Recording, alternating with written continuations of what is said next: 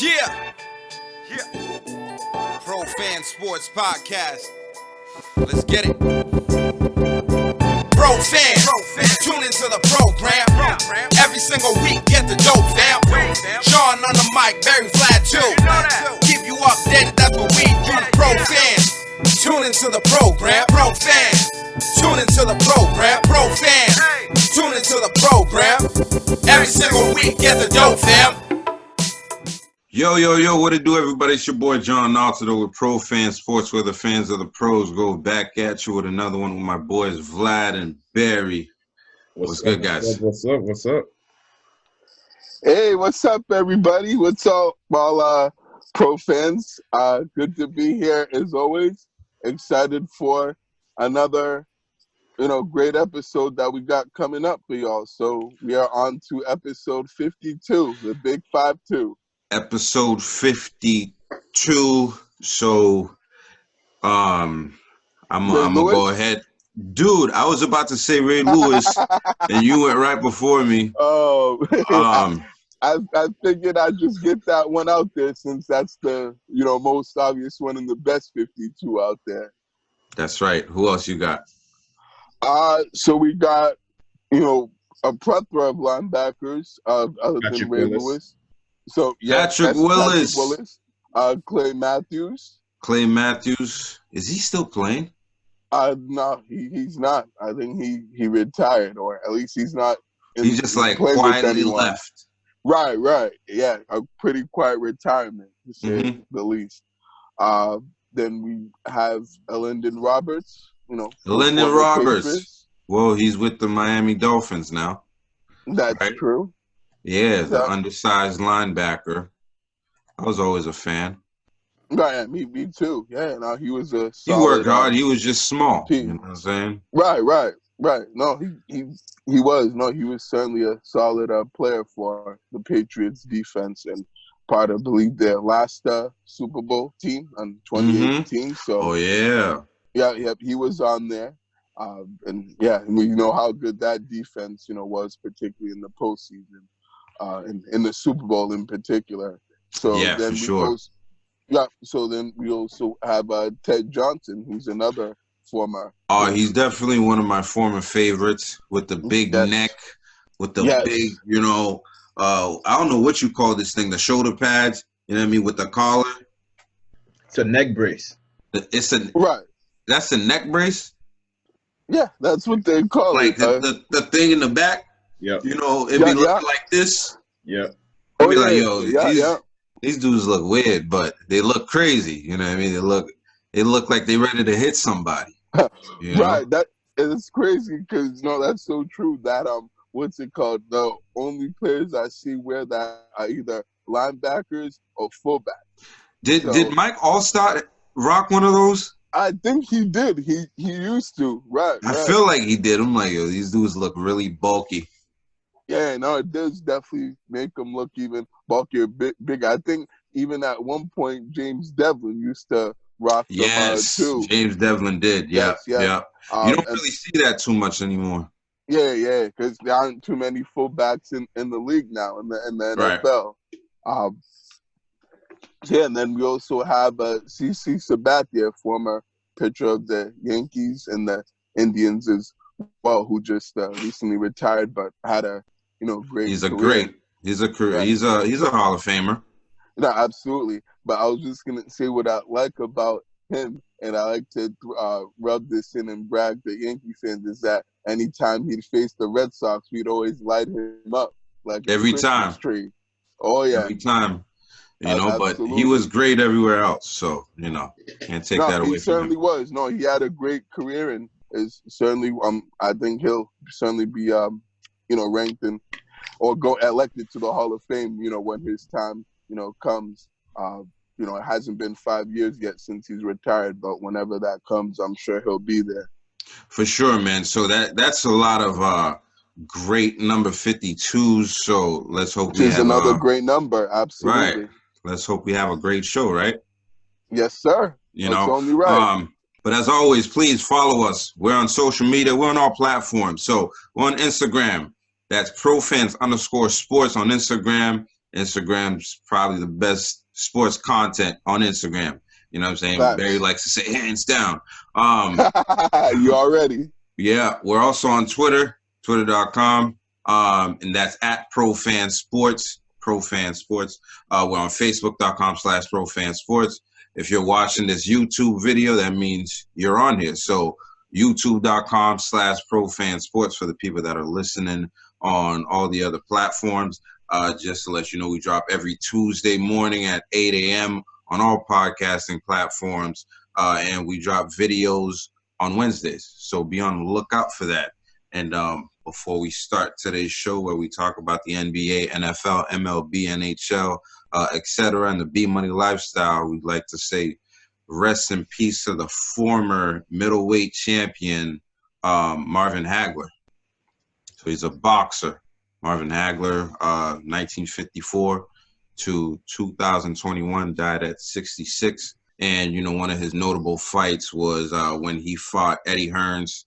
You know, he's an old school fighter, definitely, you know, obviously a Hall of Famer, you know, because he's a former champion. And the first round of that fight was probably one of the most fierce rounds you'll ever see, because these guys, you know, back then, these guys just really wanted to fight and stuff. So, you know, by the third round, they're knocking guys out. So he was one of the greats, and, you know, condolences to his family and everything like that. I don't know if you guys know anything much about Eddie Hearns, but for those of you who don't, I posted a couple clips of him on ProFans_sports. Check out, you know, the highlight reel and also, you know, the page in itself. You know, follow the page. You know, you get everything you need. Do you guys know Eddie Hearns? Not Eddie Hearns, Marvin Hagler? Not really. Yeah, I didn't really know much about him besides where he was a great boxer, and he's from, you know, Brockton, Mass. So he's a, you know, Massachusetts guy, you know, in pretty not too far from us. But yeah, other than that, didn't really know too much about him. Yeah, I didn't know too much about him, but I follow boxing, so, you know, I've always seen like highlights and, you know, the first round and stuff. So that's how I knew to post, you know, that 30-second clip of it. You know, you'll get all you need from that fight with that 30 seconds, because it was just, you know, one of the fiercest fights or whatever. But, you know, he did what he did. He got his resume, Hall of Famer. Rest in peace to him, man. And again, condolences to his family. But we got a lot to discuss today. So we're going to dive right in. We're going to go into the NBA, where we got some things going on. The other day, Joel Embiid, he suffered a deep bone bruise against the Wizard, and he'll miss about 2 to 3 weeks. But up to this point, Joel Embiid has been, you know, one of the MVP candidates for this season in the NBA. And right now he is the front runner for the NBA MVP, which this situation right here is definitely going to put a hindrance to that, you know, so you'll probably see some other guys rise to the forefront, or maybe actually might help him out if his team kind of like goes in a tank, right? Then you'll definitely see how important he is to the team. But what you guys been thinking so far about, you know, the season he's been having so far, and what do you think that injury is going to do to it? Yeah, it sucks because, you know, for a long time I always hated on Joel Embiid. Like, I thought he was not working hard. He had, you know, all the qualifications, the height, the power, the skills, but I just thought he never actually dedicated his game to playing well. And also he had a lot of injury histories that was preventing him from being available to be great. So I'm sure that Doc Rivers being with the Philadelphia Sixers has something to do with it, just putting him in spots to shine. But also, he's playing 33 minutes a game this year, which is the highest he's played all his career. So that, you know, definitely has a lot to do with him just performing at the height that he's performing. But I've been really happy for him that, you know, he finds some kind of groove this season. So I'm pretty sad. When I heard about this injury, I was pretty sad for him. I was actually rooting for him to win the MVP this year. And I think he still might be able to do that depending on how, because he's out 2 or 3 weeks, but in 2 or 3 weeks they're gonna reevaluate the injury and see if he can come back. So if he misses a month, it's tough to miss a month at the He's a back. big guy, you know. Yeah, He's a but big guy. it usually means a month, 2 months, or a month and a half at the back end of the season because that's when the important games are coming. So we'll see. I think, but like I said, I think he's been having a phenomenal season. I think he's been scoring double digits every single game, and not just double digits, but like 40s, 30s. Just being a machine out there, um, and Draining threes on people. yeah, Like, yeah, that's yeah. ridiculous. Yeah, so I hope he does come back pretty soon. I think if he comes back and be who he is, I think he can win the MVP. But I think this injury is definitely gonna put a dent on that. You know what I mean?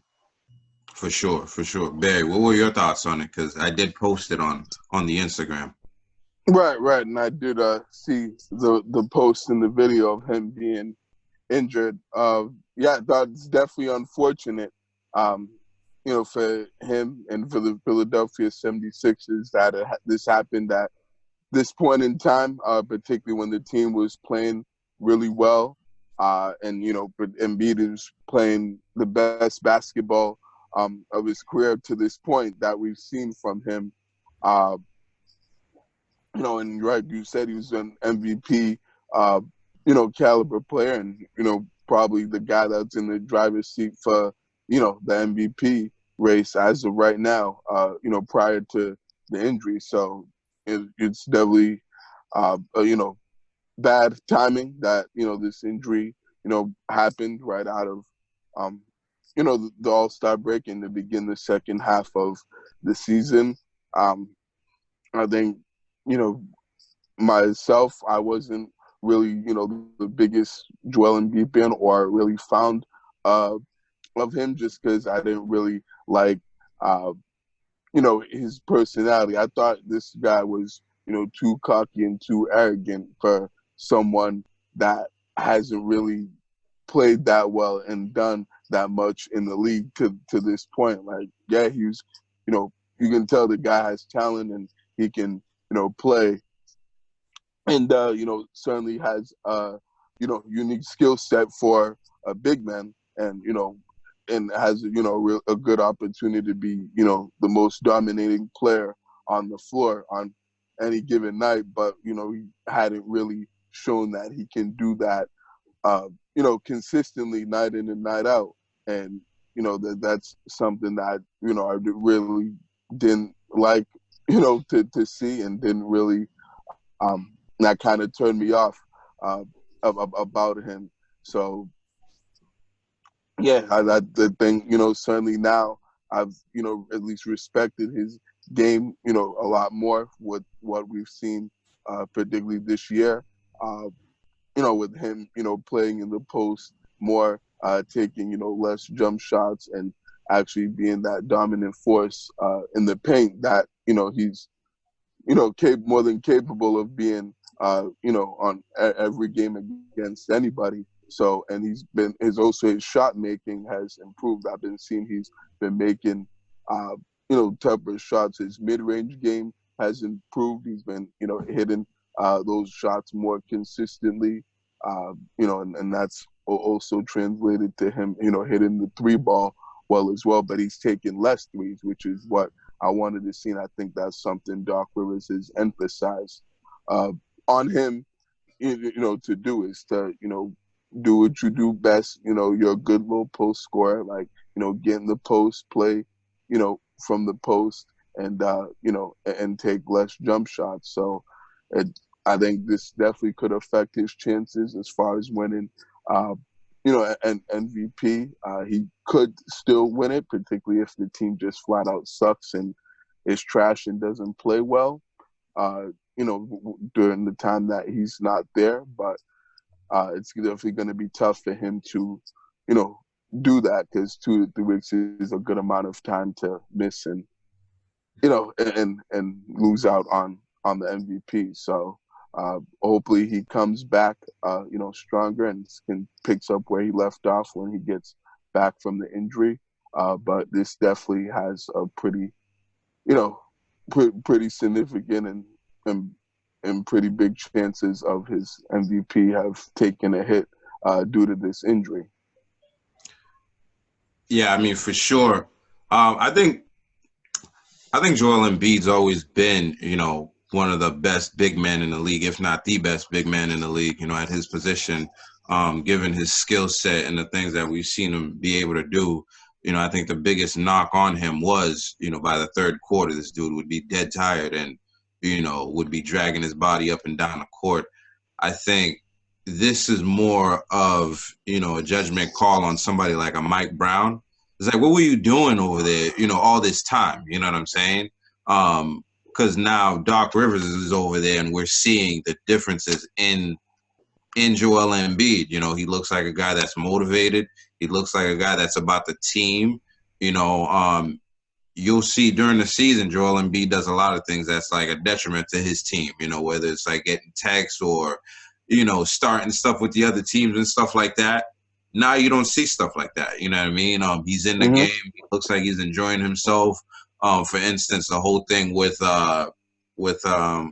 Mitchell. Donovan Mitchell, Donovan Mitchell, where he's joking with Donovan Mitchell on the court as he's getting teed out. You know what I'm saying? He's like, yeah, get out of here, buddy. It just looks like the game's a little more fun for him. He looks like he likes his role. I think he appreciates it, and they're playing from inside out. They're playing through him as opposed to making him post up on a three and taking threes, throughout the game, which is what a Mike Brown was trying to have do with somebody like Al Horford coming in. It's like you have Joel Embiid. You don't need, somebody else to replace him on the post and send him out to the three-point line. It doesn't make any sense. So I think it's more of a good job on Doc Rivers, for coming in there and motivating that guy to take his game to the next level. Because maybe he's been mentioned in the MVP race before, but I don't think he's ever been a favorite for the MVP race until this year. No, he hasn't. I think everybody's always said, like, he could be an MVP of the league, but except, stamina, except, you know what I'm saying, like the playoff losses and stuff like that, you know what I mean? And, sometimes people forget, like, this guy was one lucky shot away from getting into the championships against the Raptors, right? With Kawhi Leonard's shot at the end there, it was one shot away from going into the chip. They were gonna go to the Eastern Conference Finals and play Milwaukee. That was the semifinals. And I don't trust Milwaukee to do anything. So right. So they could have very well beaten the Milwaukee because Toronto went in there and did what they did. Right, but remember, Milwaukee had a 2-0 lead and won the first two games pretty convincingly before the Raptors won the next 4 and 1 and 6. They still figured it out. You know what I'm saying? You're supposed to put a team away like that, is what I'm saying. No, absolutely, you know what I mean? Especially when you go 2-0 and and win the first two games, pretty convincingly and dominate each of those games. They definitely gotta be able to find a way to win that series. So, no, I for sure agree with that, John. And I think just the last point about Joel Embiid, what I've noticed about him is like, he's more in shape now, and like his motor and his energy has, significantly improved. And I think that's a testament to Doc, Rivers, and making sure that this guy is engaged and locked in, and that he's playing the full, what I'm saying, not the full 40 minutes, but when he's out there, he's playing hard and playing, with that consistent energy and intensity throughout the game. Yeah, man, for sure. So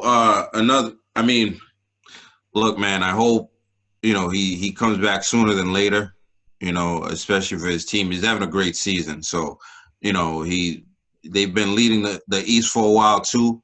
You know what I'm saying? So it would suck for them to lose momentum because of this injury when he's been having a great season. And, you want the players to stay as healthy as possible. But another big man that's dealing with injuries is Anthony Davis, who's going to be missing a couple more weeks. And, that's not that's not good news for them, because obviously we've seen what the impact on, Anthony Davis is when he's not in, when he's not in the games. The Lakers have to compensate and do a lot of other things. Now we're talking about, rumors with Andre Drummond possibly coming in if he gets a buyout and stuff like that. So, we'll see what happens with them. But their chances, you know what I'm saying, without him doesn't seem to be that great because, they went on a losing streak. They've salvaged some comeback wins, but it hasn't looked pretty for them. Spurs and LaMarcus Aldridge, another big man, have agreed to part ways. You guys want Aldridge on the Celtics? Yes. Nah, I don't think. I don't want to see him here with the Celtics. I disagree with that. So right now he's averaging like 14 points, like 7 rebounds. You know what I mean? I don't know. He's an interesting player. He's been mentioned to, have connections with the Celtics before, but I don't know if he comes in here and moves a needle much. I think he'll do better. I think he'll do better. I like Aldridge. I like his size. I think I've always liked him, and I think if he can give us 15 points, 8 rebounds a game, I'll take him over Tristan Thompson. Yeah, I'll take him over Tristan Thompson. I mean, if you look at it that way, I'm not mad at it. But our rebounding is going to suffer. It's going to suffer a little bit. Yeah, because he's not that good of a rebounder or really that good on defense. Defensive player either. They're right. That's probably why I'd say no. He's just pretty much a jump shooter. Yep. Now, right about now, mid-range killer. We need that extra shooting though. Like we're looking for. I mean, I get what you're saying. I just don't think he moves like our needle much to like do anything extra. You know what I'm saying? Like, yeah, I don't know. I don't think like he helps, but like not much. You know what I mean? Exactly. So, not gonna make a big impact. That's gonna actually help us really contend in the East with the top teams. In the conference. While the Spurs want to, do the right thing and set him in the right situation, they still want some kind of compensation for him. So I don't know if we want to trade anything for LaMarcus Aldridge. I don't think they're going to get anything for him, right. though. They're better off buying him out. Right. Like what they did with Blake Griffin, the Pistons. But yeah, we'll see what happens. But yeah. I'm not really a LaMarcus Aldridge guy as right now. I don't think he'll another veteran that wants to be out and on his way, not surprisingly, is PJ Tucker from the Houston. He's decided to sit out games until he gets traded to a contender, So these guys are ring chasing. He's been in the league for a little while now, and he wants to do his thing. Victor Oladipo. I think it says more about the Rockets, the situation the Rockets are in right now. Nobody wants to be over there right now. Right. Just like Victor Oladipo, he declined a 3-year contract offer from them, and he's expecting to get traded. You know what I'm saying? So right now it's a burning ship. A sinking ship. Yeah. And exactly. everybody, is jumping out of there, man. And you can't blame them because I think they went on like a 13-game losing streak so far this season. Yeah, they're still on that losing streak currently. Oh, yeah. So it's got to be like 15, 17 by now. Yeah, I think it's around like 14 or 15. I mean, they play the Celtics tonight on Sunday. So we better not lose, man. Yeah, they lose to them, right. But, yeah, I don't think they've won any games and are still on that losing streak. And that's actually a guy that I'd like to see here if he does decide to come here as PJ Tucker. I think he can definitely help this team and contribute and and give them what they need, which is shooting and defensive versatility and toughness as well, and that veteran savviness. So I like PJ Tucker and hope that he goes to a contender or even comes here.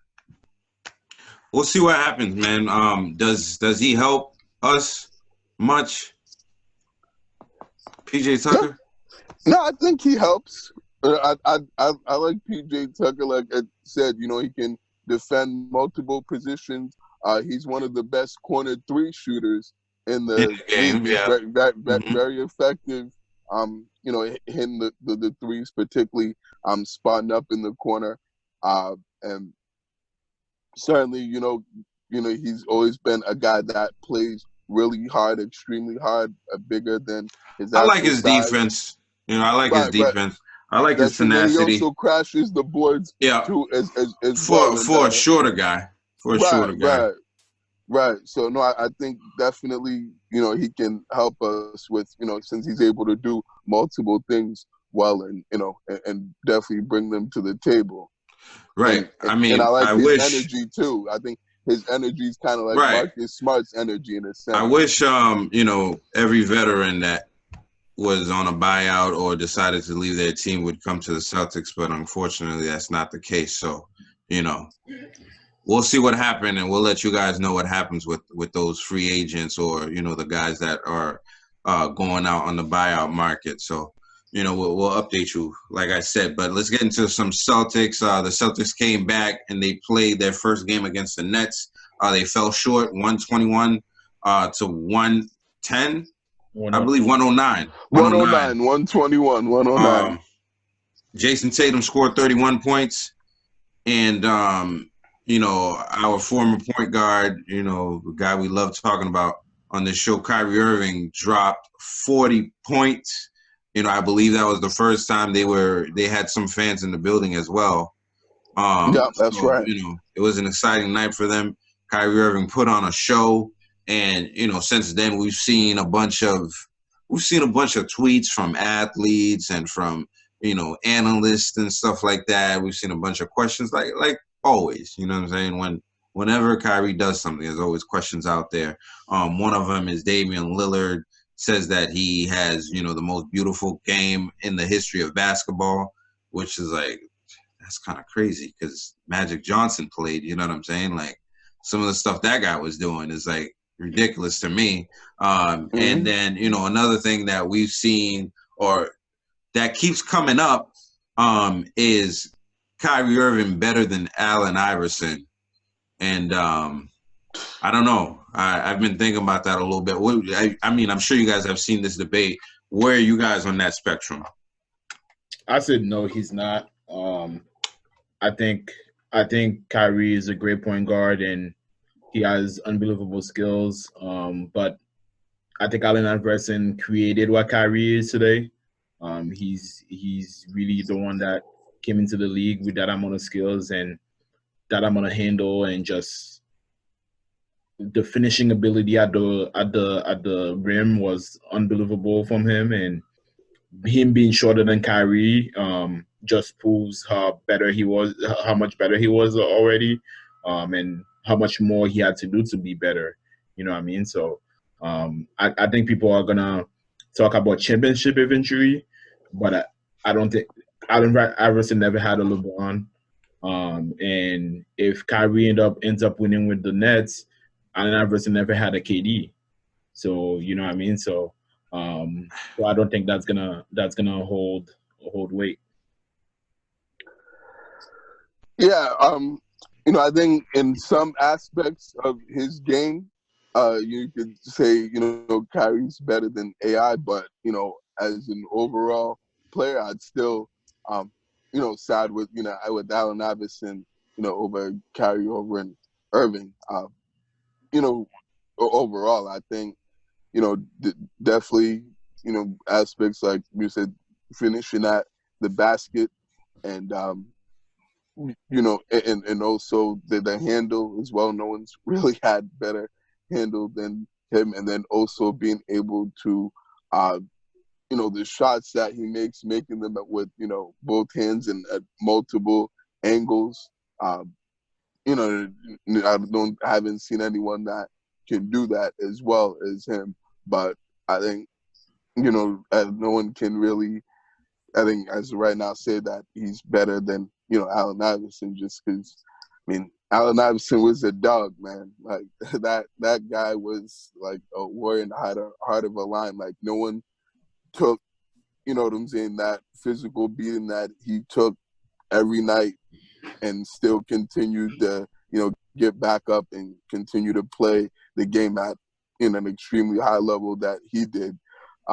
And just, the clutch ability, Kyrie's clutch, but think just, his shot making, Kyrie's a really good shooter. I think, I's definitely had ice water in his veins and always came up, big in those situations, and delivered when he was, when he had this team, and he did more with less. Like we said, he hasn't played with the talent that Kyrie has. So I think that, the fact that he even took that team to the finals and beat the Lakers single-handedly by himself, goes to show his level of greatness and, how great of a player he was, because I don't think anyone else could have taken that team that he had to the finals and even win a game against that Lakers, against Shaq and Kobe, both in their prime. I think with that being said, I still would say, Allen Iverson's the, better player, but, Kyrie's certainly getting closer, to him as, time goes. So we'll see how the rest of Kyrie Irving's career ends up going for him. I think those guys are very similar in some ways, for sure. I think definitely Kyrie has the best handles all time in this game as far as like manipulation of the ball and things like that. But, you've never seen anybody, break more ankles than Allen Iverson. You know what I'm saying? Even with Kyrie Irving's packages, you've never seen people do the things that Allen Iverson was making people do. You know what I mean? I think they're similar in their off-field issues. Allen Iverson is talking about practice. Kyrie Irving's talking about I'm taking 3 weeks off from the team type of stuff. You know what I mean? They're trendsetters in their own right. So they're similar in that way. But like Barry was saying, taking that team to the championship, you really can't name, many players that played with Allen Iverson. You know what I'm saying? But you can name a lot of players that Kyrie Irving has played with, as opposed to Allen Iverson. Because right now I'm trying to think in my head, like, can I name one of the players that went to the finals with him? I don't remember it that much. You know what I'm saying? I do. I can name a few, but I get who you got on there. So Eric Snow. See, I forgot that. You know what I'm saying? Like, right. Eric Snow was a good player, but he wasn't like, breaking up bank or anything like that. You know what I mean? You know what I'm saying? Like he doesn't like, where is he on the all-time list of greats? Like Eric Snow's nowhere to be found. Right. No, I hear what you're saying. Was Dikembe Mutombo? Mutombo was there. Yep, Dikembe Mutombo was on that team. Right, but was that in his prime? Player, but that's toward the end of his career. Was that in his prime or at the end? No, he was older. Okay, but he there was we still go. a good defensive playing shot blocker. Right, and to this point, that's probably the most famous player Allen Iverson's actually played with. Right, is a Mutombo. Well, when AI was in his prime, he ended up playing with Carmelo Anthony. But we're talking about prime AI, I'd probably say, yeah, that's the most famous guy. I think he, played with Larry Hughes. But look at Carmelo Anthony. Hasn't won anything his whole career. So, you know what I'm saying? Like, I'm not trying to knock Carmelo Anthony down or anything like that. But, there's not many that notable players that Allen Iverson has played with, and he's made his name. You know what I'm saying? And the guy, he still looks younger than us. So more power to him, man. And crazy, I think we are prisoners of now, right? Like what's happening right now is what we think is like the best, for a lot of people anyway. But I just don't think Kyrie Irving is there. Maybe if he wins a couple more chips. But Allen Iverson's one of the greatest point guards of all time, and he'll continue to be. But that night he dropped 40 on us, man. And, we were competitive for a little while. And then these guys took over down the stretch. What'd you guys think about that game? Yeah, I thought, the Celtics were competitive for most of the game. But I feel as though once the second half started, you saw a different Nets. And I feel as though they were more in control of the game. Kyrie was doing Kyrie things. And I don't know, the Celtics played hard. They definitely played hard. I enjoyed having Marcus Smart back. I thought Jaylen Brown had one of his worst game of the season. Right. I saw something that said, what's wrong with Jaylen Brown? Like, you guys notice anything? I think it's his knee, man. I mean, I know he had the All-Star break, but he played in the All-Star game, which I kind of wish he didn't, but I understand why he did. It was his first time. His first time. It was his hometown and all that. But I kind of wish he took it off because his knee is going to be an issue going forward for the rest of his career, I think. So I think he needs to find ways to take care of that. So I think his knee is definitely bothering him. He just didn't look good that game. It was good to have Marcus Smart back. He had some Marcus Smart moments in that game, but it was his first game back, so I didn't expect much from him. Jason Tatum's been really impressive to me. I think he's been more decisive on his reads and his decision making. Right. I think he's taking less threes than non-open threes than he has in the past. I think he's going to the rim a lot more, which I like. But this team needs to come together and put a full game together. They had some good splashes toward that game, but it wasn't consistent enough to win that game. But it was also against the Nets, who's a scoring machine.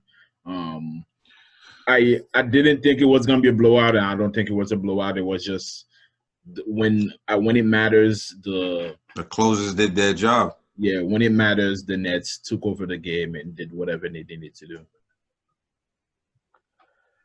Yeah, I thought, the Celtics played fairly well and were competitive in parts of the game, but also I thought they were what they've been, which is, inconsistent. I thought they were up and down in that game, and they clearly didn't play well enough and weren't good enough to win that game. I thought, the Nets, played, better, in the second half and down the stretch, particularly in the fourth quarter. And I thought that, they definitely, were the better team and made more plays than us, than the Celtics did. I thought, James Harden was really good. I thought he not only was able to, be efficient, with his shots, but also he was able to, create for others as well, and and make plays and facilitate out there. So him running the point, I think he certainly, controlled the game and did what he does. So, and then obviously Kyrie Irving just simply took over, particularly in that fourth quarter. They had no answer for him once he got going in rhythm. I think, they tried to, come back and make it a game, but, it just, by that time, it was too late, and the Nets were already, we were playing at too high of a level for the Celtics to be able to, to beat them. I thought that, unfortunately, Jaylen Brown's not being able to play well, hurt us. We needed another scorer that could, really score, to keep up with, the Nets scoring. Because I thought, Kimba was decent. JT, played really well and, did what he does. So I think, not having that other scoring presence, cost us in this game. I don't think Biggs did too well in this game. I think that it was a tough game for them. So I think we've just seen the gap really between the Nets and the Celtics, and that unfortunately we're not close to the way the Nets are, even with Nets with the team that's not fully healthy, and the Nets with no KD and no Blake Griffin there yet. We're still not as good of a team to be able to to beat those guys. So we'll see what I'm saying, how the rest of the season goes and what the team does to improve internally, as well as who they bring in, but they certainly need to improve a lot in order to get to where the Nets are, because they're not really close by any means as of right now. Yeah, I'd agree, man. I think it's crazy how fast the Nets have built that chemistry. Some of the stuff that you see that James Harden is doing with the other players, as far as like assisting them and getting a give and go. And you saw that play with him and DeAndre Jordan the other day. It's like, man, and I know it's scary. Like, dude, you know what I'm saying? And yeah, that was crazy. I saw that. You mentioned that they don't even have KD and Blake Griffin. They don't even have Spencer Dinwiddie out there, and that guy would be dropping 50. You know what I'm saying? It's another guy could get buckets, exactly. They've built like an offensive juggernaut, you know what I'm saying? And it looks like, their defense is not going to be that much of a hindrance to them, winning games, because when they're scoring at that kind of a clip and they're figuring things out, and Kyrie Irving has all this time to do basically whatever, because you can't leave James Harden open ever. And he's gonna kill you too, because he utilizes everybody on his team. He's always had, I think James Harden is playing some of the best ball he's ever played. That's right? amazing. Like he's you playing. Go from one team in the middle of the season and now you're playing your great ball. Even though he's not dropping 44, 50 points a night, like he's still playing. He doesn't the best ball. Exactly. He doesn't have to. And I think a lot of people. He had 32 that game, so he still had a pretty good game. Right. And a lot of people, the main thing they would say is like, can James Harden do what he needs to do to like fit in with the team? And it's like, dude, I'm a team player. And, he's played on a team with a lot of firepower before. They have the best scorer I've ever seen in the NBA. And he wasn't even playing. He's not even playing. Right. You know what I'm saying? So, like, that's true. That's the scary part. That's an exciting team to watch for sure. It's definitely an exciting team to watch. To see how fast it's come together.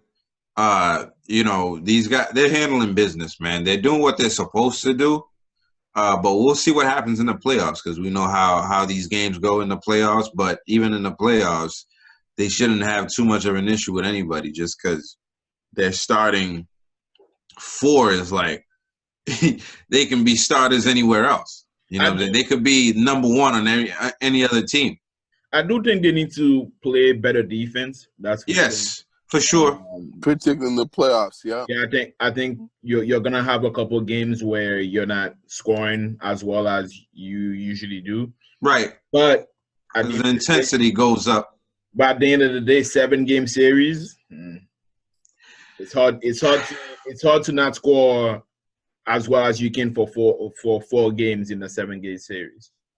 That's true, man. I mean, we'll see. We can gush about the Nets all day, but we got a big NFL segment, man. So, sure. we'll update you guys on what the team is doing. As of right now, the Celtics play the Jazz on Tuesday, the 16th, and we expect that to be, a dogfight like the last game was. You know what I'm saying? And hopefully they can get a W for that game. But we're gonna transition into the NFL, where there's a lot of casualties in the NFL, dude. There's a lot of guys that have been cap space casualties. And, the Patriots are doing some things. We're going to get into that, in itself.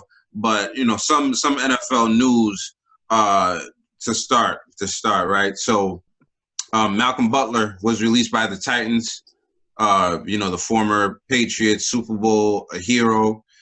He got released, and the famous thing around here is we didn't have him start in the second Super Bowl that he was supposed to start, and we lost that Super Bowl to the Eagles. And the Patriots fans will forever ask, why did we not put Malcolm Butler in the game?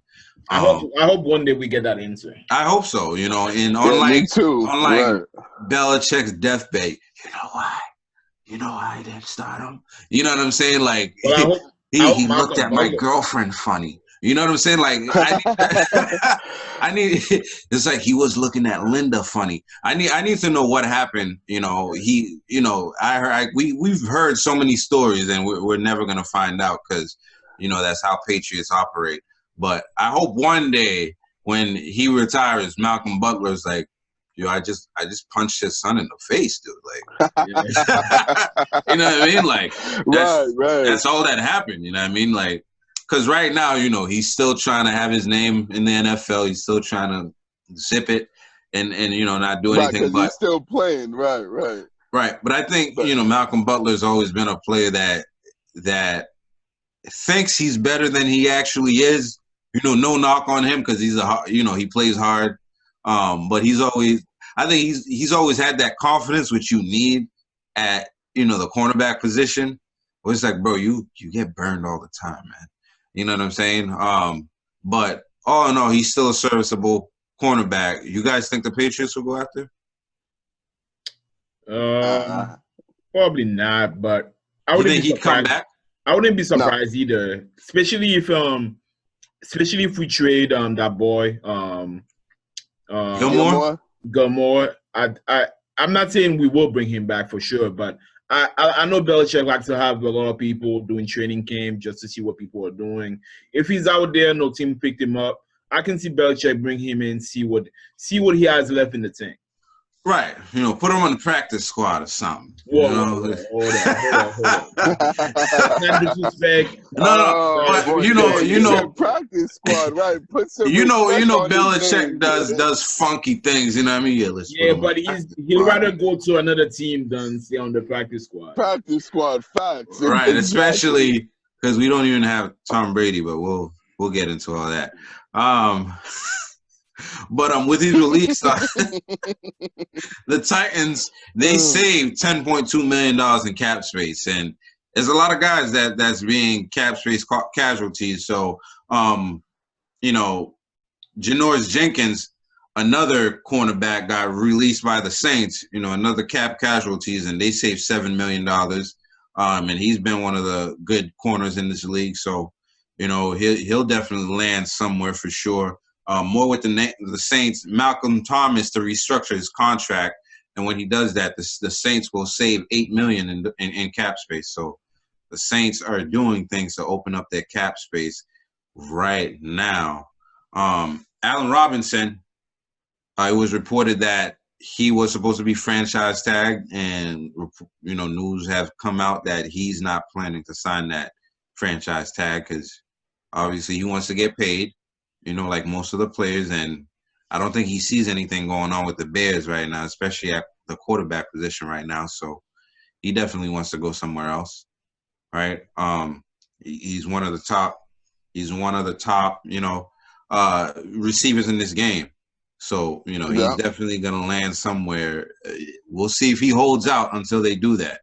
He's always been a good guy, so we'll see what happens. For sure. Right. So the Chiefs plan to restructure the Patrick Mahomes contract to save cap space. But I heard all they're doing is he has a $21 million roster bonus or something like that, and then they're just gonna make it a signing bonus. Okay. Really, just moving the money around. Right. Just like Tom Brady does all the time, So that, like Barry was saying earlier when we were talking, follow the blueprint. You know what I'm saying? Like exactly. Don't need that much money, and you can make it other places. Like start a brand or something. TV 12, dude. Like, come on. Talk about that. Tom Brady got a contract extension. Oh yeah, so he should be playing until he's 45, like he's been telling everybody. You know, at least, and you know, at 45, he'd be the oldest starting. You know, assuming he doesn't fall off a cliff. Max Kellerman, assuming he doesn't assuming he doesn't do that, he should be the oldest starting quarterback in this league. And with restructuring his deal, his team's gonna save like $19 million in cap space and be able to keep the team together. If somebody starts a game at 50, I'm not watching.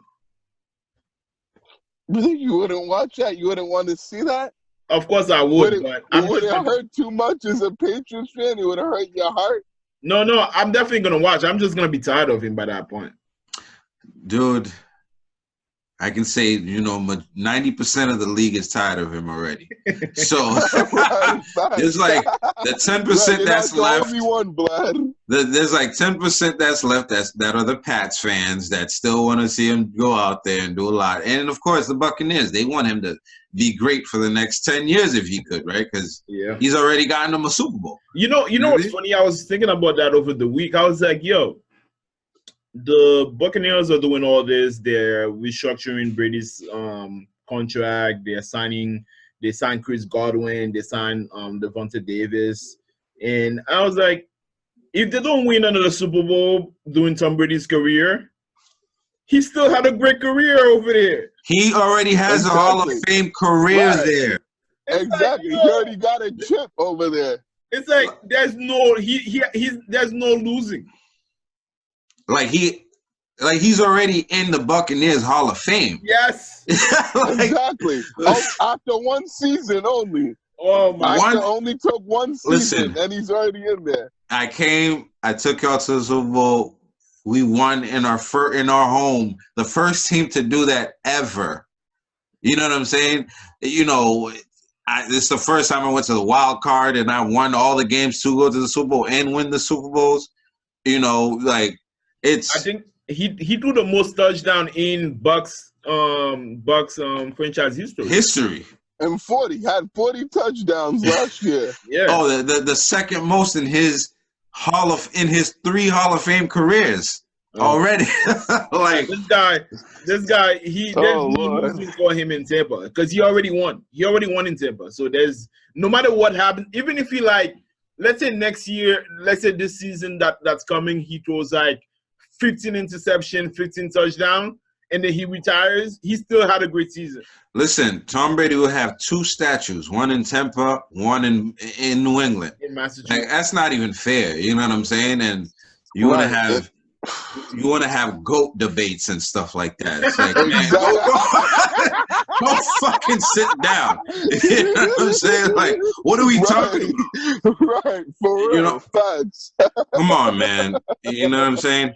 I know, dude. That conversations ended a while ago. Right. It ain't no conversation anymore. People are just wasting their time if they really think that, there's another GOAT that's in the same class. It's ridiculous. The same level as Tom Brady. It is. Absolutely. It's asinine, as I like to say. It's ridiculous, man. So the Bills decided to release John Brown. He's one of the speedy wide receivers in this league, often, injury prone and stuff, but he's been pretty solid the last few seasons, especially with Josh Allen. I think the year prior to that, he was putting up numbers, before Diggs came. You know what I'm saying? He was their number one receiver, and now he's right. He's been released. He had a good season the year before, but obviously we know what happened last year with him being injured and not staying on the field. But when he's healthy, he can play for sure. He's a very good receiver and speedy. And exactly and a good deep threat, good guy that can take the top off the defense, as they say. So for sure, we'll see where he ends up. For more releases, him end up here. Right, that'd be nice. Like I said about the Celtics, we can't expect every free agent to come to the Patriots. So, we'll see where he goes and we'll keep you guys updated. You know what I'm saying? The Chiefs have released both offensive tackles, Eric Fisher and Mitchell Schwartz, which is the two offensive line players that were missing in the Super Bowl. And, you know, a lot of people blame the loss on that right there. Patrick Mahomes not being able to be protected. That's crazy that they're releasing them. Like, Eric Fisher is a former number one pick, man. Yeah, exactly. Another one. Another number one tackle. pick. So I'm surprised he's all pro. I'm surprised they're not trading him.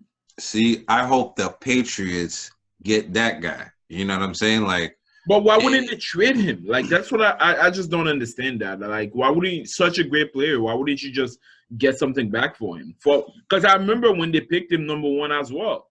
Maybe they knew something we don't. Or maybe I think it's probably because his right. It's probably because the cap hit is too high, and because there were highly paid tackles, particularly Eric Fisher. So I think even if they trade him, yeah, I think it's still there's still cap. Would have to take a good amount of of his salary on their cap space. Oh, so wow, okay. So I think that makes sense. Right, I think was the reason why the Chiefs, released him, because they're actually a good amount of tackles that are going to be available in this free agency coming up this week. That they'll be able to pick up, and to fill that void. So, right. And it is surprising, that they released him because he's a former number one pick. Right, he's been one of the best offensive linemen and offensive tackles, in the league. Right. Yeah. So we get it. We'll see what happens with them. But to the Chiefs fans, because I remember when they won their Super Bowl, a lot of the analysts were talking about the Chiefs could win 5-6 Super Bowls if they, you know what I'm saying. This could be like the next Patriots type of thing. And we try to tell y'all, like, there's a lot of shit you got to do to keep these teams together. And already, like, you've lost both your offensive tackles. And it's not like there's like a bunch of offensive tackles out there on the market that's just going to come in and be as good as those guys. So, this is what happens in the league, cap casualties. And, you have to – people have to go somewhere. You can't pay everybody, and that's just what happens, Yeah. That's why stars move at all times. So we'll see what happens with those guys. Like Barry was saying, Casey Hayward from the Chargers, he was released this week as well.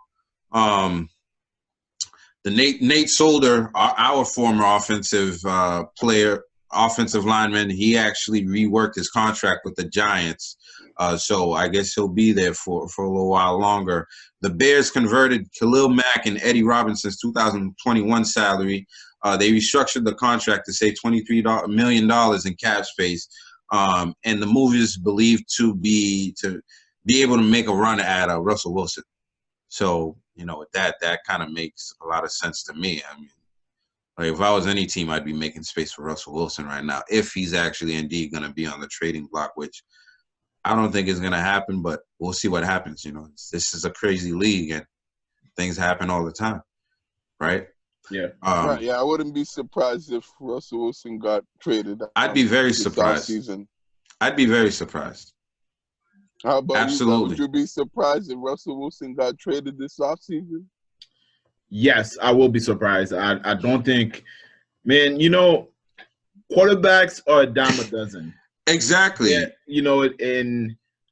sorry, they're not a dime a dozen. Right. And it's really hard to find the quarterback that's going to take you to the promised land. You know what I mean? You can have some really good quarterbacks and never make it to where you need to go. But when you have somebody like Russell Wilson, who's a reliable, just good leader, just everything that you want in a quarterback, you just cannot let that go. You just have to do everything right by that guy. The same way the Patriots are getting burned right now by letting Tom Brady go. You just cannot let a quarterback go. Like, the Texans are going to have to do the same because Deshaun Watson wants to be traded. But in all honesty, they should never trade that guy because they're not going to be anything when they trade that guy. They don't have a reason to. the same thing. Seattle is not going to be anything when they trade Russell Wilson. And they got lucky when they picked Russell Wilson because they picked him in the 3rd round, right? Yeah, he was a 3rd round pick. Was he a 3rd or 4th round? I believe 3rd. The last time I checked They traded for Matt Flynn that season. They were going to start Matt Flynn, you know what I mean? And Matt Flynn is not a good quarterback. Like he's a good backup, but he never really started in the league to be like a successful starter. So that's something you just don't play with. So if they trade him, I would definitely be surprised.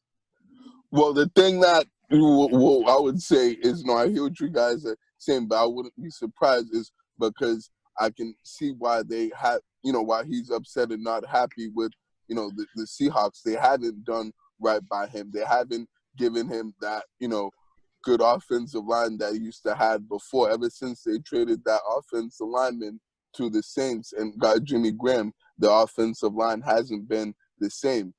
They haven't given him a good, running game as well. It's like their running backs just drop like flies. So, like they can't stay healthy, and if they're on the field, they're not, effective and don't really do much. So it's like they haven't, made Russell Wilson happy and given him the right, pieces, to be able to win there. And he's been there so long, and they haven't really been back to the Super Bowl or been close ever since they lost to the Patriots in 2014, which is 7 years ago. So I think he's just frustrated to the point where if you're not going to put the right talent and the right guys around me, send me elsewhere where I can be able to go over there and win and, and be more, and contend for a Super Bowl, which is exactly what he should be, a quarterback like him should be doing and should look for in a team. So, and the Seattle's not doing a good job of that. Right. Good luck to them. I hope they don't do it because that would just be stupid because you don't have anybody else. You have nobody else. Learn from the Patriots and don't let good quarterbacks walk out without having a plan. Okay, that's the only thing we can tell you. Because the only team that had a good plan was the Colts. That's it. Andrew Luck. And the 49ers. The 49ers. They got lucky. The Colts got lucky because they lost Peyton Manning and they tanked the rest of the season. But it was a plan. It was, but I don't know, man. Who's to say they were gonna get the number 1 draft pick? You know what I mean? I'm just saying you had a plan. If Peyton Manning was not injured, then you wouldn't have to. Right. But since he was injured, then you created the plan. The same thing with the 49ers. The 49ers went from Joe Montana to Steve Young. Yeah. That was a plan. Right. What do you call them? The Packers went from Favre to Aaron Rodgers. That was a plan. And now they're trying to do the same thing to Aaron Rodgers with the young boy they picked last time, with Jordan Love. And he don't like that too much. But we'll see what happened with them. We'll see. Aaron Rodgers was a backup for 3 years before he actually started. But that was a plan. You know what I'm saying? Like they had the plan, and Brett Favre was a Hall of Famer at the point, so it's not like you could just replace him. But they had the contingency plan if anything happened. You know what I'm saying? So with that said, the Bears are trying to go after Russell Wilson, and they plan to actually let Mitch Trubisky test the market. Well, they plan to let him go into free agency. So Mitch Trubisky will play for somebody else because I don't know if they're going to bring him back other than sign him as a backup if he doesn't find another team, which I think he will find another team pretty easily. Because, like we said. Really? I think he will find another team pretty easily. Where's he going to go? I don't know, but another team, come on, man. Cam Newton just signed with, the Patriots, who we'll talk about. You know what I mean? Because we have a lot to get on that. Right. Yeah. So if that can happen, Mitch Trubisky can definitely get a job somewhere. So he's slated to go into free agency. We'll see what happens with him. Free agency actually starts on Wednesday, March 17th. And hopefully we see some big moves. And we'll get what moves you guys want to see in a little bit, because there's more news going on out there. One news we didn't talk about in the NBA is Myers Leonard, who was actually suspended for 1 week and fined $50,000 for, using a racial slur, or what do you call it? Anti-Semitic. Anti-Semitic, yeah. Anti-Semitic slur. He was on probably like Twitch or something. He was on one of those platforms where you play video games and, you're on video with other people, and those guys get pretty intense with it. And he said some word that I've never even knew before, and Me either. I never knew that word existed. And when I seen it, I heard it and I was like, huh? You know what I'm saying? But right. Me too. I was pretty confused as well. Right. Yeah. Like, okay. Like what? Yeah. Like what? But I seen the video and I could have reposted it on ProFans_sports, but I didn't even want like people to be aware of that word, because it's like now we're just putting more negative shit into the world, and it's like we don't need to like give that a platform. We don't need to put that on our platform. You know what I'm saying? Right. That doesn't deserve to be on ProFans Sports platform. Period. No, like the fact that I didn't know what it was, I didn't want anybody else to know what it was, because like if that's not gonna help me to think about, I could drop this word right now because this guy's kicking my ass in some game. Like, come on, man. Yeah, exactly. Nobody needs to hear that, for real. Right. With that said, Julian Edelman, who actually is Jewish, because it was an anti-Semitic word, he actually penned like a little note to Myers Leonard, pretty much talking about, how bad the words are, and extended a dinner invite to him. As you know, Julian Edelman does these things quite often, because Deshaun Jackson got caught up in the same situation not too long ago, and he offered him the same situation where he just wants to bring awareness because he is Jewish, and he wants to educate those guys and, have these things be eradicated from our society. So, shout outs to Julian Edelman, for everything that he does as far as like, opening up himself to actually help guys understand why they shouldn't say certain things. And I like his approach, as opposed to like coming out and bashing the guys. He's more like, hey man, like, come have dinner with me. Let's talk about this. And, let me educate you on why this shouldn't be a thing. And hopefully nobody goes and looks at what Myers Leonard actually says, because it's really not worth it. It really doesn't even matter. It isn't worth anybody's time. I agree. It really doesn't, worth your time to be checking out what he was saying.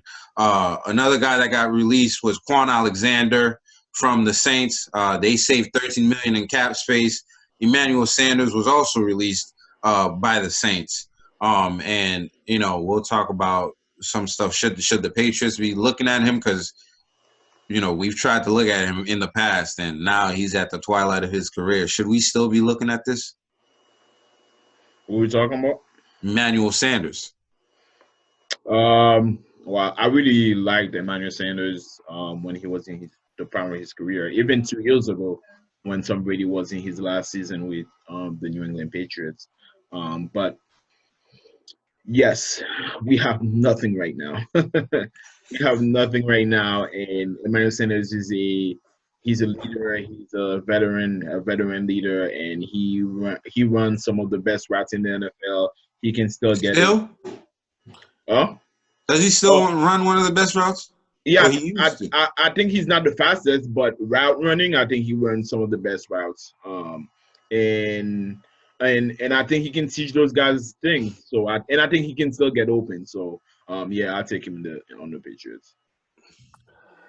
I think pretty much the only reason why they could bring, and why I think that's a realistic option for the Patriots to bring in, is because he's cheap. Because I don't think Belichick really wants to spend, at the receiver position, even though I think he should, be willing to spend. Rumors are coming out that he wants to.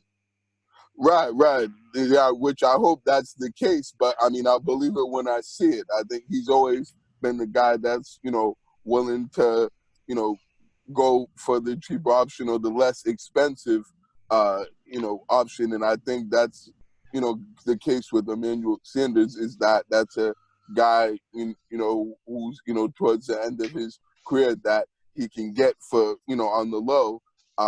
That's going to be one of those low risk, high reward kind of moves that Belichick typically likes to make. So I think, when from that standpoint, I can, see the Patriots making a move, to get him, particularly if they're not able to get, those more higher, profiled and, bigger name receivers that are out on the market, in free agency this week. So, we'll see what happens with that. But I wouldn't be surprised to see him here in New England if that does happen. Man, I hope we get, some real young athletic bodies, man. That's what I want to see in the Patriots. Absolutely. And, I want to see them get I love young, Emanuel Sanders, man, but I definitely want to see us get young, capable receivers in the building, guys that are going to take the ball 70 yards to the house, you know what I'm saying? Like, because obviously we need playmakers all over the place, and I don't think Emanuel Sanders is that anymore. But, much respect to him. I've always loved his game, and I think, at one point he ran some of the best routes in the NFL. Unfortunately, I don't think with the knee injuries and stuff like that, I don't think that's the case anymore. And, he's getting released for a reason. You know what I'm saying? And we'll, like Barry said, we'll see what happens with him. But some more stuff concerning the Patriots. Joe Thuney and James White and David Andrews are set to become free agents. I think we can expect like two of those three guys to actually sign back up, and probably David Andrews and James White. We'll see what happens. But I think Joe Thuney is as good as gone, just because that's been a thing, for a while now, and they can't really pay him. Well, they can, but they won't pay him everything that he wants, because they're trying to sign a lot of guys this offseason. And, the offensive line was of our strong suits last year, so we'll see what happened to him. I hope we get James White back, because with the quarterback coming back, he's gonna need the help of, somewhere to dump the ball to. Yeah, definitely. And I don't know, man. I feel like they didn't use James White as much as they should have last year. Well, like a lot of those games, I was like, what is happening? But I know he had a couple of games. He had his with his parents, So, and the whole offense was bad last year. So, I hope it's better this year. Right. I hope so too. The Patriots traded Marcus Cannon to the Texans. I believe that's his home state, and they traded him for some late round picks. We'll update you on what the stipulations are with that trade. But Marcus Cannon, the offensive tackle, I think is the right tackle. He will no longer be on the team. He actually didn't play on the team last year because he opted out, due to the coronavirus situation, because he was one of those people most at risk because he's had experience with cancer before. So I always liked him, always been a big guy. Good luck to him. You know what I mean? But the Patriots did re-sign Justin Bethel to a 3-year deal, 3-year, $6 million deal. Justin Bethel is he's supposed to be one of our cornerbacks, but he's really one of our special teams ace, along with Matthew Slater. Justin Bethel last year actually got 13 solo tackles on special teams last year, and I think that's like the second most in the league last year. So he's really a good special teamer out there. He actually him and Jake Bailey actually work pretty well together, and 75% of the time he stops that ball within the 20-yard line. So, Justin Bethel, he's one of the great special teamers out there, and we know how the Patriots they value stuff like that.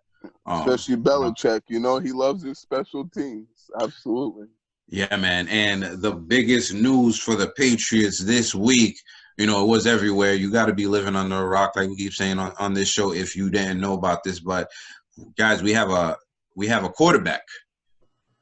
Well, we have the same quarterback that we had, but we we signed him to a 1-year deal that's worth. We did him, man. Yeah, that's worth $14 million, $5 million base salary, heavily incentivized. For him to make this $14 million, he actually has to take us to the Super Bowl, which means that Cam Newton is once again betting on himself to actually do something, which he was doing last year too. But, you know, there was a lot of excuses built in for him because he came in late in the game. He had to learn a new system, a new team, new teammates. He caught the COVID, missed a few weeks. He had a lot of excuses last year for why what happened to the New England Patriots as far as the quarterback play goes. But now he's coming back for a new season. We already know where Barry stands with that. He's going to get a off season. You know, he's going to get hopefully some good receivers. You know what I'm saying? Some new tight ends. And hey, John, let me ask you this: is he gonna get a new arm, a new mechanics? Is that gonna be happening this off season? Well, I saw him give him that.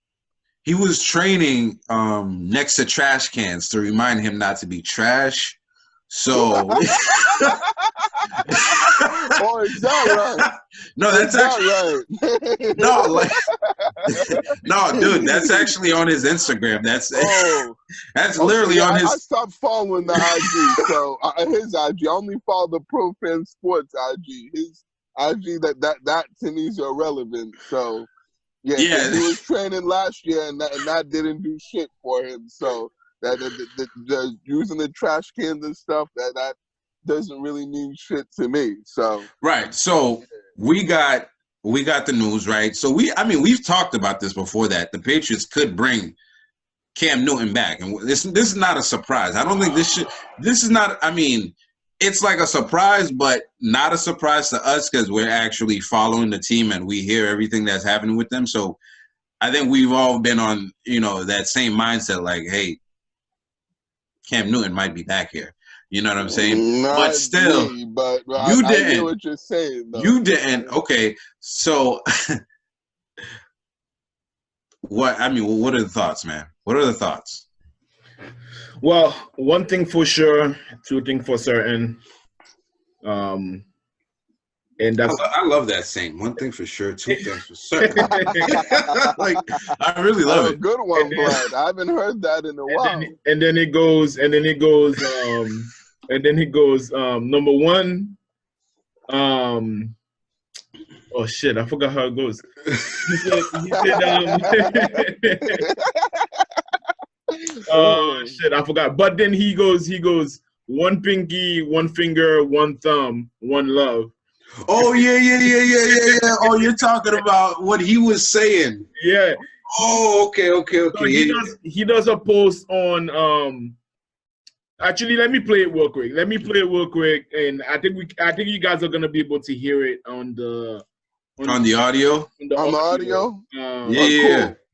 I'm gonna play it real quick. And I think it's funny. He does it every morning. Every morning while he's leaving his house, he does the same thing. Yeah. And it's funny. Listen to this.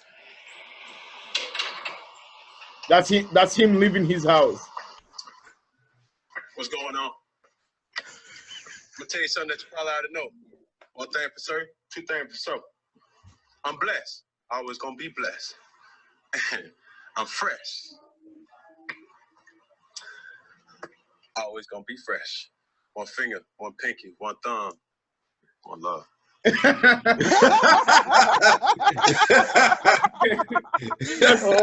does this shit every day when he's living in his house. And man, every single morning. Huh? Yeah. So my reaction to the Patriots signing Cam Newton. Listen, I like Cam Newton. Lovable dude, man. I love his style. I love his he's just a very relatable dude. I feel like he's somebody I can just chop it up with, you know what I'm trying to say? Right, you can have a conversation. Yeah. And I just I always liked him, you know, when he used to do The Superman, yeah. When he used to dab. Barry, I got you doing this, so don't act like you wasn't doing that. I have you. You're on TikTok going like this, just like that. I remember. That was the first game of the year, John, when he was actually somewhat good. Right. The team actually won that game. So I was at first about Barry. Barry. At first, I was with the whole Superman thing and all that. At first, I will admit, as you say, John, I was a prisoner of the moment. Prisoners of the moment. I was a prisoner of the moment at that time. That's my reason. Let me react to you. Go ahead, Brad. So I love Cam, and I want nothing the best for Cam. Even last year when he was frustrating, I didn't like him as a quarterback for sure, but I always like him as a player. My rant today is about Bill Belichick. Failure to prepare the Patriots for a smooth transition after Tom Brady. Last year, he didn't have a plan, and this year he's proving again that I don't know what his plan is. You know what I mean? Like, nobody knows what his plan is right now. So I'm not gonna blame Cam Newton for anything. Cam Newton is a player, and the team is picking him up. So he's like, "Fuck yeah, you want me to play? I'll play." But what I'm gonna blame is Belichick. Belichick is 2 years in a row. He's proving you that he really doesn't have a concrete plan at quarterback, a concrete plan for the succession of Brady, and that's a failure for the team. That's without a good quarterback, without a franchise quarterback, where are you gonna go in this league? We're just talking about how it's really hard to replace quarterbacks, and the good teams always have a plan at quarterback. We're talking about the 49ers, the Colts, those team and the Packers. Those teams had a great plan to replace their legendary quarterback, and the Patriots just are not doing that. As far as Cam Newton in the upcoming season, I do think he's gonna be better, and I'm wishing he's gonna be better, and I'm hoping he's gonna be better. I'm a Patriots fan at the end of the day, so I want him to be better. And I think just like John was mentioning earlier, First of all, this is his second year after his surgery, after his injury. He's not gonna have COVID. He's gonna have a full off season.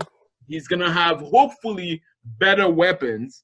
We already know Belichick is making moves to improve the offensive line. So I do think he's gonna be better. I don't think he's gonna throw 15. How many touchdowns did he throw? 15. He threw 8 touchdowns all year. Tom Brady threw 10 touchdowns in the playoffs alone last year, and Cam Newton threw 8 touchdowns last year. I don't think he's going to be worse than 8 touchdowns. I think he's going to be better. I think he has to be better.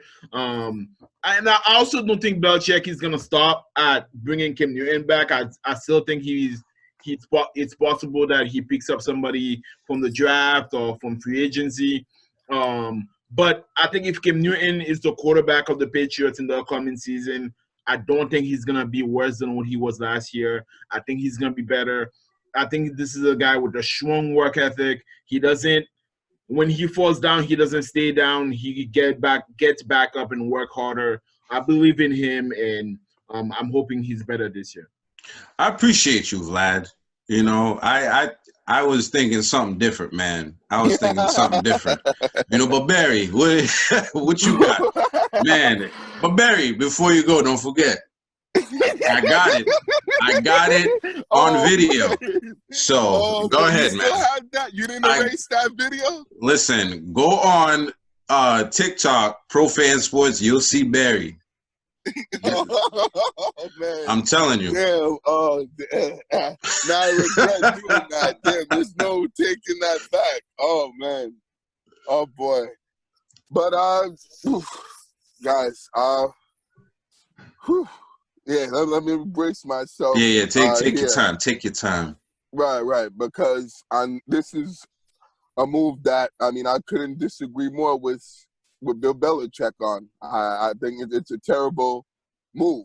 I think, to me, I don't really see why you bring this guy back another year after what we saw transpire last year. I get that, he had COVID and all that, and they signed him late in the offseason, and he didn't have much, time to, actually get a grip of the playbook and the offense, and didn't have much, to work with, saying in terms of offensive weapons and playmakers. But I feel like there's enough evidence from last year that, it's real, that the guy just simply can play and can throw the football, for physically.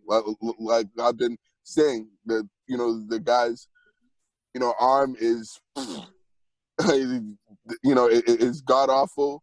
The guy's, mechanics, fundamentally throwing the football is, completely messed up and straight garbage. The guy can't make simple passes, even 5 yards from the line of scrimmage when guys are open, and constantly throwing the ball on the ground when, when guys do get open, and, and it's an easily pitch and catch, couldn't even do that. The guy's just highly inaccurate in his throws. I think, the accuracy was horrendous. What we saw the last year, he was one of the most inaccurate quarterbacks, that I saw, play last year.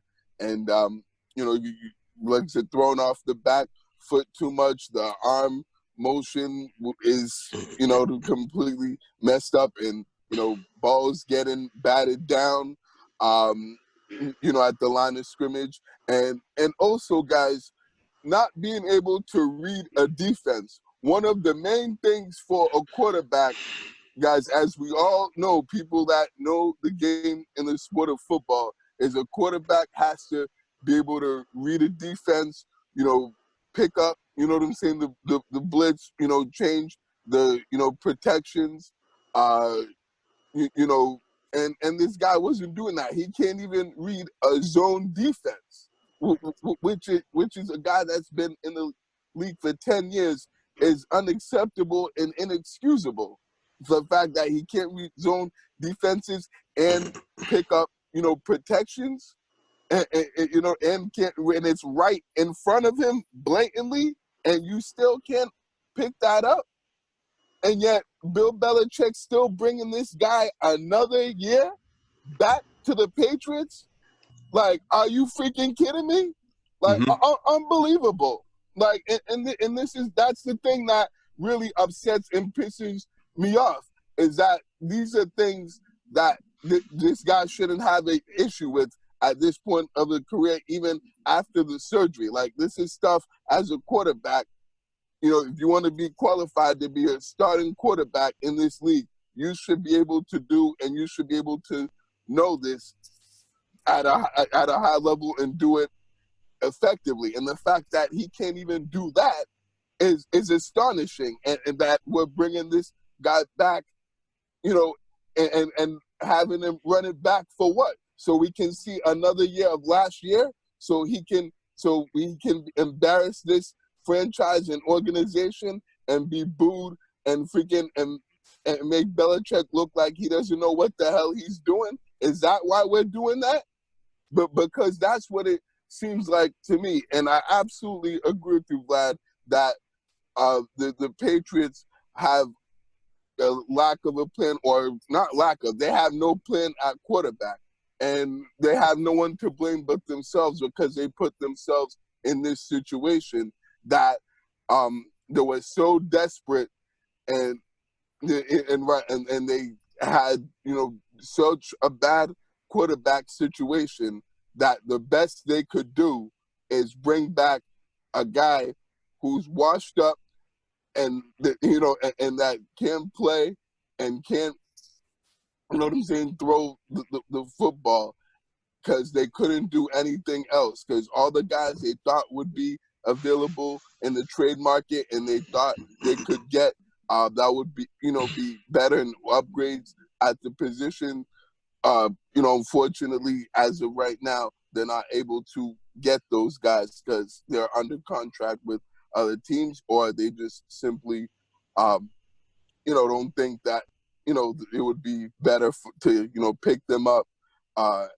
than what they have right now. So it's really frustrating to me that, Belichick made this move. I think this could turn out to be one of the worst decisions he's made as the Patriots, head coach, particularly if Cam Newton is the starter and does, play another year with us. I hope he's not guaranteed or going to be the starter. I hope they still, find another guy who is, better and can be a better quarterback for us next year, because I honestly don't think this team will be successful if Cam Newton's the starting quarterback of the New England Patriots in 2021. I think, that, this is not a situation that's a disaster waiting to happen. And I've, been depressed ever since I heard the news. It's been a tough weekend for me. Ever since this came out. And you know how they were talking about on the 11:30 podcast, what the fuck moments, right? That was my what the fuck moment when I looked at my phone on Friday morning and saw the news that Kim signed a one-year deal to the New England Patriots. My first reaction was, what the fuck? Like, that was a legit what the fuck moment for me. So, I pretty much ended on that note. So you can go. I know John knew that I was going to feel, strongly about this move and have a lot to say, but, I think I've pretty much made, my main points of why I don't agree with the move and think that it was a terrible decision of, Bill Belichick bringing back Cam Newton for another season. And I just hope that we don't have a repeat of, of what we saw last year and not the team not making the playoffs and finishing 500, because that's my, biggest fear, or what could happen with the Patriots in 2021. I think I agree with both you guys. I think both you guys have very valid reasons for, why, it could be a terrible thing, why it could be a good thing, right? I think, one thing that none of you guys mentioned is the pull of Cam Newton, right? He's not like an elite top 10 quarterback in the league, but Cam Newton is highly popular in the National Football League. And I mean highly popular with other players in the National Football League. And I think that does have a difference. That does make a difference for us as far as like free agency goes, right? Like if Cam Newton is not here and free agency starts next week, like we told you guys, like what happens with our team? Like who do you have? Jarrett Stidham, that's it? Like Jarrett Stidham has no pull in this league whatsoever. You know what I mean? Well, John, you get a quarterback in free agency. But That's listen, what you do. Okay, so we have a quarterback. Who else? Like Marcus Mariota? Who else? Mitch Trubisky? Who else? Alex Smith? Do these guys have as much pull as Cam Newton does? I don't think so. You know what I mean? We talk about Jimmy Garoppolo, but Jimmy Garoppolo is not a free agent. Like, it's not like that's a sure thing. You know what I'm saying? Only thing that was sure that we could actually do is sign Cam Newton. And I think, in this sense, like, Bill Belichick has to come with a plan, right? And, with the contract, it's not like a crazy contract. He's not like breaking the bank. He's getting paid as much as like a most backups in this league. You know what I'm saying? If you think about his base salary, he's still getting paid like less than, an Andy Dalton and stuff like that. You know what I mean? So it's not going to be like a crazy cap thing. But the fact that he did it before free agency started tells me there's like more at work, as opposed to like you're starting to build a team now. We see the offensive tackles come in. We've been rumored to be in a lot of running for a certain free agency. Like it came out that the ESPN is making a prediction that Kenny Galati is gonna end up with the Patriots. You know what I mean? As far as like free agency I doubt goes. that, but I doubt that too. But the fact that they are predicting stuff like that, you know what I mean, tells you that the energy around the Patriots is definitely different. Now, Cam Newton played some of the worst football I've ever seen played in my life last year. Me And too. That's not an exaggeration. You know what I'm saying? Like, we've seen some of the best football in our life the past 20 years. And when we saw what we saw last year, it's like, what the freak is this? You know what I'm saying? Like, it was highly, highly, highly, highly frustrating for New England fans. But like Vlad was saying, we can't discount the fact that, you know, the guy was here for a month before he had to start, you know, on the Patriots. You know what I mean? We have one of the most complex playbooks in the game, you know, and I don't think we've never had a quarterback like Cam Newton either. So we had to figure things out on the fly. And I think it's a testament to him to come in and take the job away from Jarrett Stidham, who looked like shit whenever he went out there. So, like, while I'm not excited about the news, you know, I think there could have been worse moves made as far as like the quarterback position goes. We can't forget also Cam Newton's going to be back in the system a year familiar with everybody that he's going to be playing with, as opposed to if we sign somebody that hasn't been in this system, we're back to square one. We got to start getting the person's not even in the building yet. You know what I'm saying? Like, he's not in the building, and training camp is right around the season. April, rookies go in. June, veterans go in. July, everybody goes in. It's like we got to start building something, and we don't know what we're going to do in the draft or free agency. You know, what happens in the draft if we pick up Jimmy Garoppolo? You know, we could still do that because we'll still have enough money to do that because we didn't spend much money on Cam Newton, you know, to begin with. What happens if we pick up a quarterback in the draft? Cam Newton's just there to warm the bench, you know, until halfway through the season. But he's not going to do that, John. Who's not going to do that? Cam Newton. He's not going to be a backup. He even said it himself. Right. No, he's not going to be a backup. That are not better than me. So he's not going to accept a backup position. So what's he going to do? Cutting him if that's the case. Okay, he's going to want to be released. He's going to ask to be cut if he's not going to start. Bang. Bye. See you later. What do we have to lose? You know, like, if a quarterback comes in to the point where they can unseat him, I don't think Bill Belichick hesitates to do that. You know what I'm saying? Like, I think there's more at work here than the naked eye than what we've seen right now. So I think there's more of a plan this time around because there has to be. And if there's not, like, the fan base is definitely going to go into a frenzy. If the Patriots go into this league year without, you know, another plan at quarterback other than Cam Newton, then, you know. That's a problem. Absolutely. A big-time problem. That's a huge problem. Fans and season ticket holders aren't going to be happy with, and Kraft's not going to be happy with. But honestly, like Vlad, dude, I'm rooting for Cam Newton. He's on our team now. He's going to be the starter. Like, there's no way he's not going to be the starter. And John, do you think he can be successful? I mean, I don't know. He hasn't proven that. To make the playoffs next year? I don't know. He hasn't proven that. You know what I'm saying? Like, prior to this, he was like on like an 8-game losing streak. So I don't know. We'll see what happens. 2 years removed from his surgery. You know, 2 years as a starter in the same system. You know what I mean? Building the roster around him, like he said in that interview on, you know, the I Am an Athlete podcast. He said that, you know, like, he understands that you can't skip processes, right? And this time he won't be skipping no processes, and he has no more excuse. And, you know, I understand that Patriots fans are upset and don't like the situation, but like right now, myself, right. And I'm not super happy about it either. Right.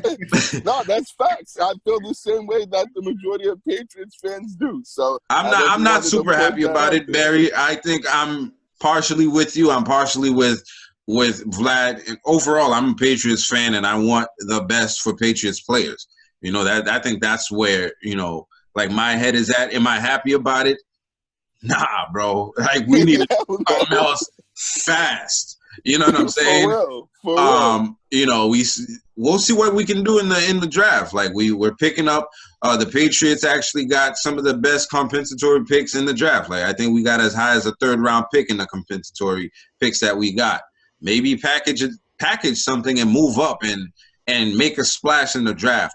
We'll see what happens, but I think we're a team that can do anything this offseason through the draft and free agency. You know, this team might look drastically different come September, and I think it has to be. It has to be, of course. You know, so we'll see what happens with that. But hey, Cam Newton's back. Hey, John, I just want to ask you this one last thing. I want to ask both of you guys: what are we gonna do to change Cam Newton's ability to throw? Because remember, I mentioned, as you guys saw last year, his ability to throw the football just isn't very good right now, and isn't going to be good enough to win football games. So what do you think, you know what I'm saying, we need the Patriots need to do to be able to help him be better at that if he is going to be the starter next season? Well, I think – go ahead, Vlad. My bad. I think if he can throw like he threw against the Seahawks, we'll be fine. I think it's his mechanic, and it's gonna be hard to change it at the time he is in his career. But I think that he actually can throw. I don't think he's like Drew Brees, who can throw down past 20 yards or something like that. I think he'll be able to throw. I think taking a jab at Drew Brees, man. I know, right? Really coming at Drew Brees like that? Right now he can't throw, but that's why Drew Brees can throw a better ball than Cam Newton, though, Vlad. Are you sure you want to say that? Would you take Drew Brees over Cam Newton right now? the quarterback of the Patriots than Cam Newton. I'm just saying, we're not comparing Drew Brees and Cam Newton. I'm just saying at this point. You brought his name up, though. I did.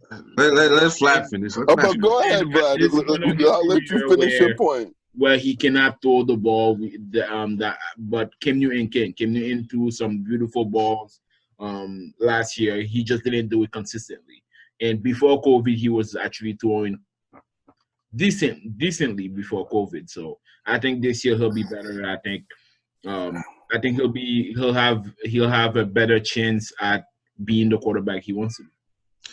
I think he was with the team for about less than a month before he started playing. I think we didn't have as much time to work with him. We don't know what he's doing in the offseason. We see him working out in the gym, pumping weight. We don't really see too much else. You know what I'm saying? Other than that, we've seen him throw it Odell Beckham Jr., on some field somewhere, which is, it's just eye candy for whoever wants to watch that stuff.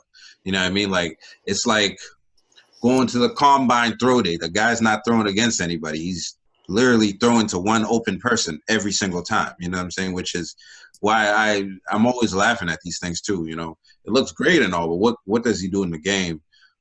So I think this time around that it's March, we've already signed him. He can start working with the team. He can start working on mechanics. He could start working with teammates if he wants to.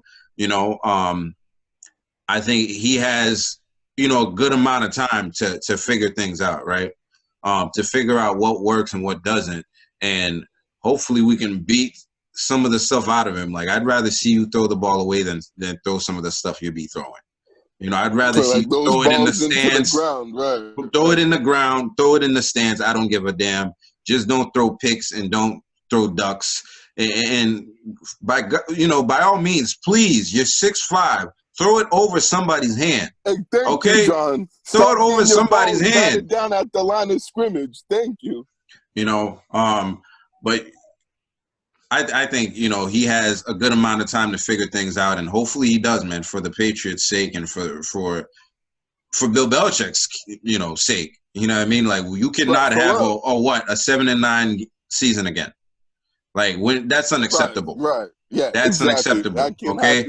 Last year you had all the excuses: COVID, players opting out, players catching COVID, players not being able to practice together, having practices on Zoom, having practices on Zoom. That's all hard, and we got to account that for Cam Newton too. You know, because as a quarterback, you need those repetitions in person. Like, you know, he's not Tom Brady. Like, he can't just like visualize everything because, you know, Tom Brady, he has his coaches for everything. You know, mechanics coach, he has his throw, like TB12, he's getting massages, he's doing everything. You know, we'll see what happens, Barry. But I think that's a good question. I think it's a fair question. And hopefully, you know, Cam Newton can answer those questions, right? I hope so. I hope he better find an answer quick, right? I think real quick, you think he needs to work with the quarterback guru, or like you said, John, have a mechanics coach that can really specifically work. Which I think he will. His mechanics. Because I don't think he's stupid. Like, come on, man. You watch the film. He doesn't seem like a dumb guy, right? Right. You know, go do what you're supposed to do. But, you know, that's going to be it for the NFL segment, man. Thank you for your thoughts NFL on segment, guys. For sure. That was fun. Now we're going to go into the MLB where we'll update you on the Red Sox spring training right now. They went on a winning streak, man. I think nice. They went on a winning streak, and we talked about how, you know, terrible they had been doing because they were on a losing streak. But since then, they went on a 4-game winning streak. They won against the Braves 5-3, against the Twins 5-4, against the Rays 8-2, and then against the Braves again 7-2. So, you know, they're doing some good things out there right now. Games, that's what's winning up. Ball games. You know, they're putting, you know, they're not breaking, you know, records or anything like that, but they're getting at least 5 runs, which means, you know, things are starting to come together. It's still spring training. Hopefully they can, you know, carry momentum into the actual season. But the Red Sox are doing some things right now. But, you know, it feels like, man, baseball is still lacking in putting these things in the like they just don't do a good job advertising, man. I feel like, or they don't do a good job enticing people to come into their sport like that. And I think they're still struggling on that end of everything. No, I'd agree with that. Absolutely. Yeah, man. They're marketing and, you know, right, like promoting the game and, you know, getting the game out there to, like you said, attract fans to, you know, actually want to like watch and, you know, and follow, you know, the sport. Yeah, it's just not very good right now. And right, that's definitely something they're gonna need to improve on a lot if they want this game if they want the MLB to actually have, you know, a decent or a good, you know, following and in the sport to grow. Because or else I think if that doesn't happen, I think it's just going to be stagnant and they're going to be stuck where they're at right now, which is, you know, not very good. Listen, and a very minimal following. Right? Listen, I see baseball fans out there. I see better things, a better product in the NHL than I do the MLB right now. Fact. As far as like, you know, advertising, as far as like reach, you know, things are moving in the NHL, man. And you know, unlike baseball, they got to do some stuff. But I do see some new faces in the game coming up. You know, like Tatis Jr. Right? Tatis, the one that got the big deal from the Padres. Right. He's an exciting player, and they need to do more stuff for these guys. You know, they need to be out there on more commercials or something, man. You know, get some sponsors out there. You know, go on somebody's Jimmy Kimmel. You know what I mean? Like, we need to see these guys. Right. What are we doing? Go on somebody's Jimmy Fallon. On the face of the public eye more. Exactly. Right. You know, like get these guys out there, get their name out there, get their face out there, you know, so people can get familiar with them and know who they are. Because you're right, like even the typical baseball fan probably wouldn't even know who that is. Fernando Tatis. Now he is after he got that big deal, but I mean, and I think people still won't know. They didn't know who that is, right? Which is sad, and that's pretty much a testament that, you know, the MLB, the sport is dying and, you know, is hit a downfall in terms of their growth. Yeah, man. And their inability to market the sport and market these players. Yeah, and it sucks because, you know, people make money in baseball, dude. You know, they make the most money out of any other sport, man. For real. Hopefully they get that together. They got enough money to do it. So we'll see what happens. Oh, they sure do. Right. On to the NHL, some Bruins news. They played 3 times since the last time we spoke. They lost to the Islanders 2-1. They won against the Rangers 4-0 and then lost to the Rangers 4-0. So they traded scores right there. And any surprises in those games, Barry? Oh, a little bit, particularly with the last game that they, lost to. They didn't play very well. And obviously losing 4-0, then Halak hasn't been very good.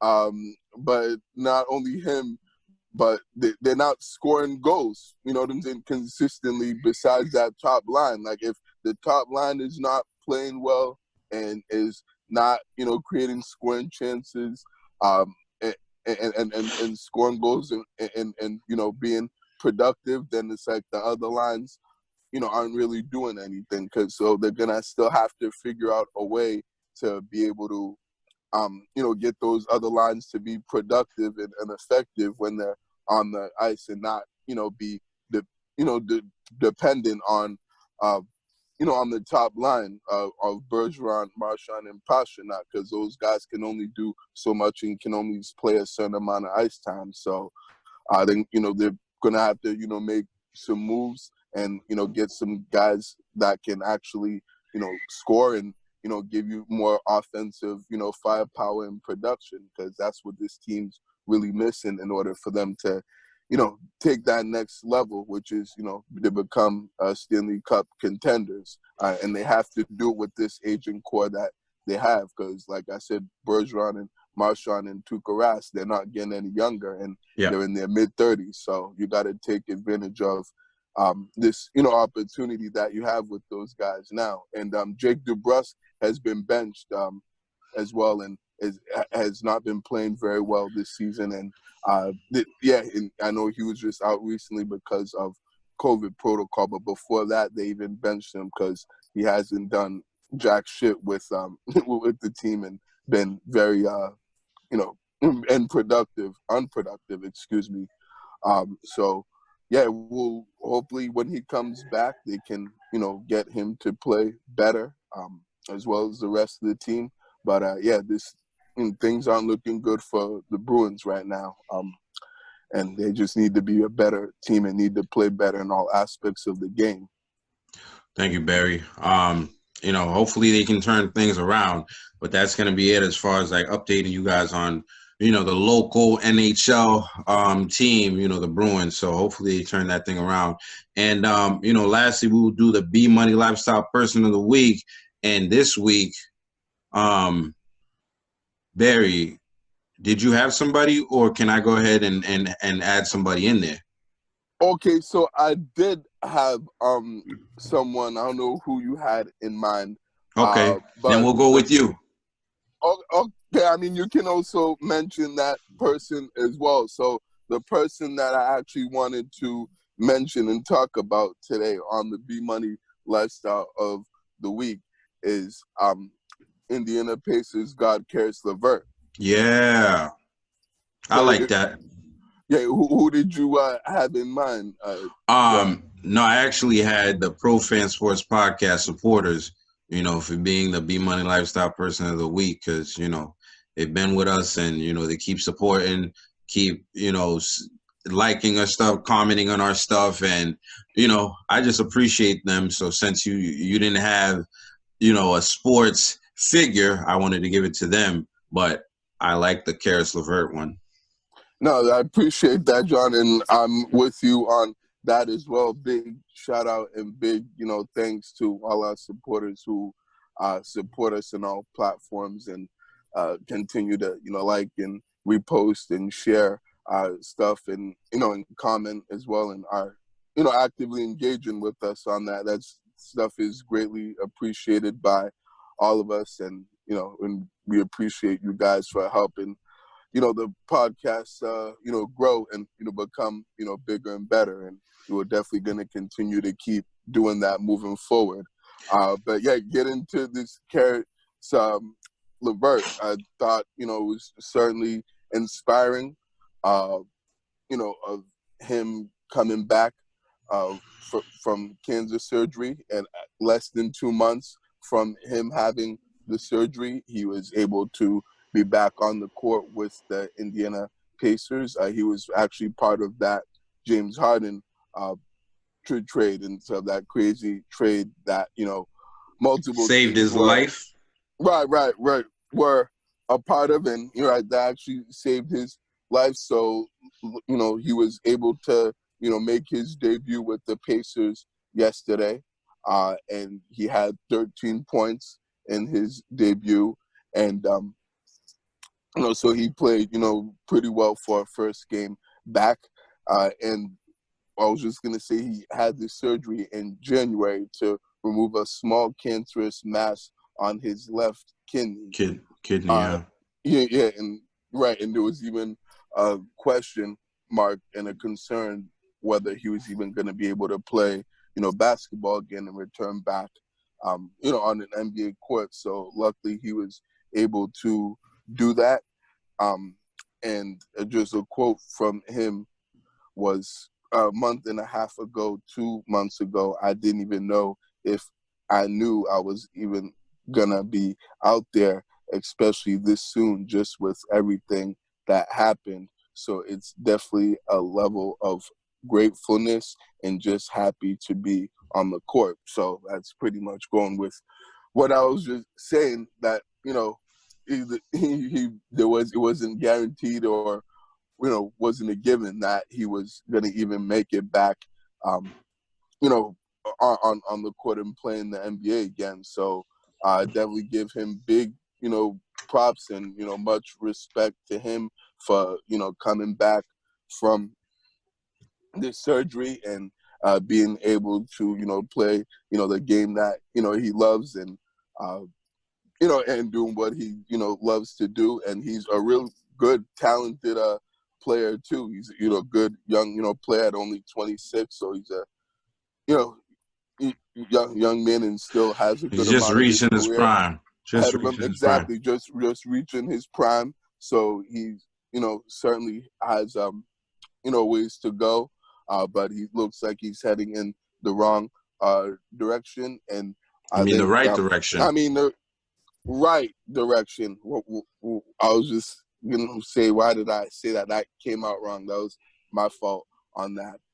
But I certainly, Zayn was, heavily inspired, and thought that was pretty awesome that he was able to, come back from this and, overcome adversity and an obstacle, and be able to, make himself stronger, and, and be able to, get back to doing what he does. So, congrats to, Karis LeVert on being this week's B Money Lifestyle Person of the Week, and that's the B Money Lifestyle. And one other thing I'd like to mention is actually Steph Curry's birthday today. So he is 33 years old, and one of the greatest shooters of all time, and my favorite NBA player. I'd like to wish him a happy birthday.